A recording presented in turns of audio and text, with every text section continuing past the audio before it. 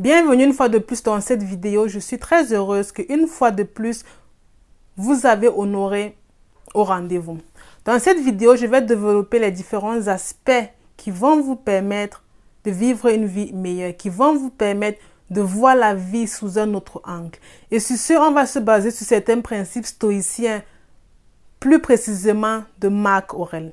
La première idée consiste à pratiquer la sérénité. C'est toujours important, et pour moi, c'est même capital, de toujours se rappeler que face, par exemple, à une critique, face, par exemple, à une injure, lorsque, par exemple, vous êtes face à ces personnes-là qui rejettent toujours le tort sur vous, qui ne veulent pas vous écouter, cette personne-là qui vous manque de respect, vous devez toujours être à même capable de savoir que vous seul êtes responsable de votre bonheur et que vous seul avez l'influence sur ce que vous ressentez et que vous ne pouvez pas influencer les opinions des autres. Une fois que vous savez que c'est vous qui faites votre bonheur, une fois que vous savez que vous êtes la source de votre bonheur, ce que l'opinion des autres, ce que les autres ont à dire sur vous, vont moins vous affecter. Si vous passez le temps à vous baser sur ce que les autres disent de vous, vous n'allez pas avancer. La question ici que vous devez vous poser, c'est qu'est-ce que moi je pense de moi? Comment est-ce que je peux faire pour m'améliorer? Comment est-ce que je peux faire pour être davantage fier de moi? Si vous dites par contre, comment est-ce que je peux faire pour que mon ami ou bien ma connaissance ou bien les membres de ma famille soient davantage fiers de moi, vous êtes au mauvais endroit. Tout commence par vous. Vous ne pouvez pas vouloir aider les autres si vous-même vous ne vous aidez pas de base. Donc, pratiquer la sérénité, c'est vraiment important. Pratiquer la sérénité consiste aussi à se focaliser uniquement sur soi. Parfois, c'est important d'être égoïste, d'ignorer ce que les autres pensent de vous.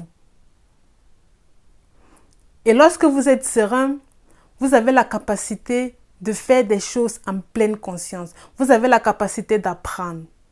Apprendre à maîtriser vos émotions. Si par exemple quelqu'un vous insulte, quelqu'un vous manque de respect et que, à votre tour, vous injurez cette personne-là, vous émettez vous deux des vibrations négatives.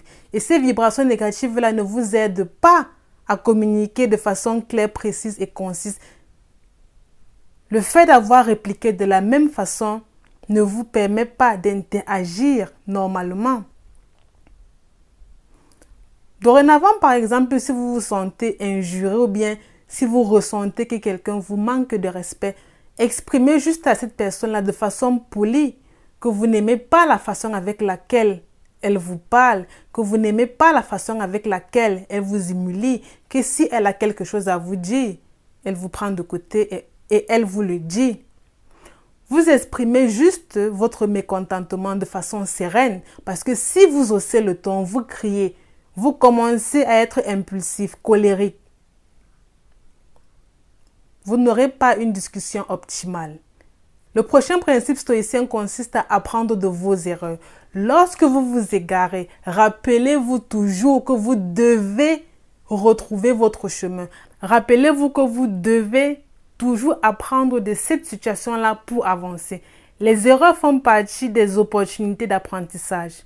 À chaque fois que vous faites des erreurs, à chaque fois que vous échouez, à chaque fois que vous tombez, vous devez toujours avoir la capacité, la possibilité de vous relever. Parce qu'une fois que vous vous relevez, vous pourrez dire « J'avais fléchi, j'étais tombé, j'avais commis telle erreur, mais grâce à ces erreurs-là, je suis ce que je suis aujourd'hui et j'en suis fière. » Parce que si vous essayez de faire une comparaison entre vous et il y a 2 ans, il y a 2 semaines, il y a 1 semaine et vous aujourd'hui, automatiquement vous verrez une différence.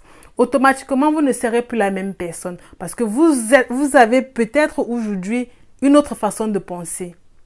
Vous avez aujourd'hui un nouveau comportement. Vous avez aujourd'hui une nouvelle façon de voir la vie. Et grâce à ces opportunités d'apprentissage-là, vous êtes ce que vous êtes. Il y a certaines personnes, elles détestent leur passé. Alors que moi, je dis toujours, les échecs du passé font partie de nous. C'est grâce à ces échecs-là qu'on a pu avancer. C'est grâce à ces échecs-là qu'on est qui on est aujourd'hui. Les erreurs, c'est la base de notre existence. Sans ces erreurs-là, on ne serait pas où nous sommes aujourd'hui. Regardez par exemple les enfants. Lorsqu'ils apprennent à marcher, ils peuvent tomber mais 10 000 fois. Mais à chaque fois qu'ils tombent, ils se relèvent, ils continuent toujours à marcher jusqu'à ce qu'ils y parviennent. Mais à chaque fois qu'un enfant tombe, il se relève, le parent est généralement là en train d'encourager, en train de dire que oui, viens, vas-y et tout. Mais pourquoi est-ce que vous, en tant qu'adulte, à chaque fois que vous tombez, vous considérez ça comme si c'était extrêmement grave? Dernièrement, j'ai tourné des vidéos, c'était un truc comme cette vidéo. Et à peine j'ai tourné cette vidéo-là, j'ai fait le montage et tout. Tout était prêt. Il fallait juste que je télécharge. Et en nettoyant ma machine, j'ai supprimé toutes ces vidéos-là. Lorsque j'ai supprimé ça, déjà de base, j'étais un peu confuse. J'étais un peu énervée, ça il faut l'avouer. Parce que je n'ai pas compris comment est-ce que j'ai fait pour supprimer. Mais en fait, j'ai définitivement supprimé. Et lorsque j'ai supprimé, ce n'est même pas allé dans ma corbeille parce que les fichiers étaient trop lourds. Et j'ai essayé de retrouver ces vidéos-là, mais je n'ai pas pu. Et après, j'étais tellement en colère, j'étais fâchée et tout. À un moment donné, je me suis dit que mais non. Le fait d'avoir supprimé ces vidéos-là, sans même m'en rendre compte, me permet aujourd'hui d'être de plus en plus organisée dans mon travail. C'est parce que je n'avais pas sauvegardé les vidéos au bon endroit que je les ai effacées. J'avais juste sauvegardé à la va-vite. J'avais dit que bref, plus tard, je devais venir mettre ça dans le dossier convenant et tout. Mais sauf que plus tard, lorsque je suis revenue, j'ai tout supprimé et j'avais même oublié que, et ces erreurs-là m'ont permis maintenant d'être plus organisée dans mon travail. Et grâce à ça, j'ai pu aussi maîtriser mes émotions. Grâce à ça, j'ai davantage pratiqué la gratitude.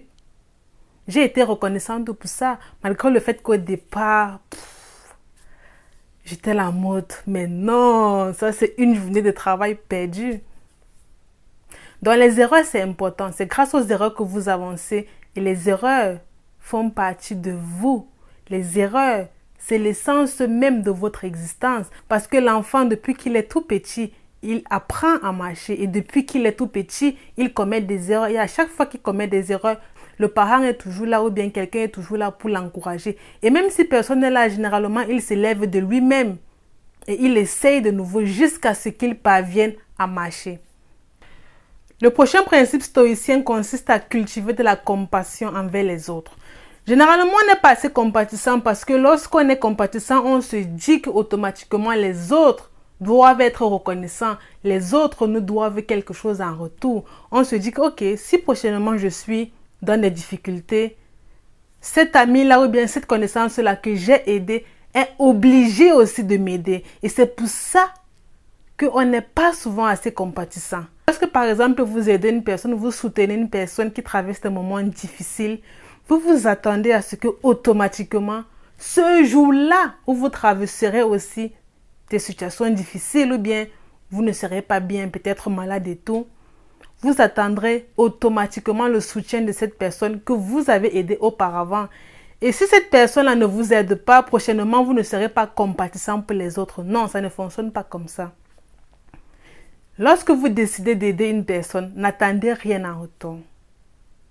Lorsque vous décidez d'apporter votre aide à quelqu'un, lorsque vous décidez d'aider une personne à avancer dans la vie, lorsque vous aidez une personne, par exemple avec ses devoirs, avec le déménagement ou que sais-je, n'attendez rien en retour. Parce que si vous attendez toujours quelque chose en retour, vous trouverez toujours un moyen de ne plus être compatissant avec les autres, de ne plus aider les autres ou bien les membres de votre entourage qui ont réellement besoin de votre aide. Parce que vous attendez toujours que, ok, si moi j'aide, on doit aussi m'aider. Vous devez aider seulement si vous voulez. Parce que généralement, les personnes qui aident et attendent automatiquement des choses en retour, elles n'aident pas d'elles-mêmes. Elles se sentent juste forcées d'aider. Et du coup, vu qu'elles se sentent forcées d'aider, elles ne le font pas de plein gré. Et automatiquement, elles attendent aussi qu'à leur tour, on les aide. Non. Lorsque vous aidez quelqu'un et que vous n'êtes pas vraiment compatissant, vous n'êtes pas vraiment empathique, la personne, votre vis-à-vis le ressent. Cette personne la ressent que non. Elle force les choses. Lorsque cette personne ressent que vous forcez les choses, elle ne se sent pas soutenue. Elle ne se sent pas aidée. Et dans sa tête, elle se dit, Elle le fait parce qu'elle n'a pas de choix. Elle le fait parce qu'on l'a forcée ou bien elle ne veut même pas. Elle fait juste pour me flatter ou un truc du genre. Donc c'est important de faire des choses de votre plein gré. N'hésitez pas à vous abonner, n'hésitez pas à liker cette vidéo. Et j'espère que cette vidéo vous a aidé à comprendre certains aspects de la vie, vous a aidé à grandir, vous a permis d'apprendre de nouvelles choses. Et surtout, n'oubliez pas de rester positif et d'être heureux.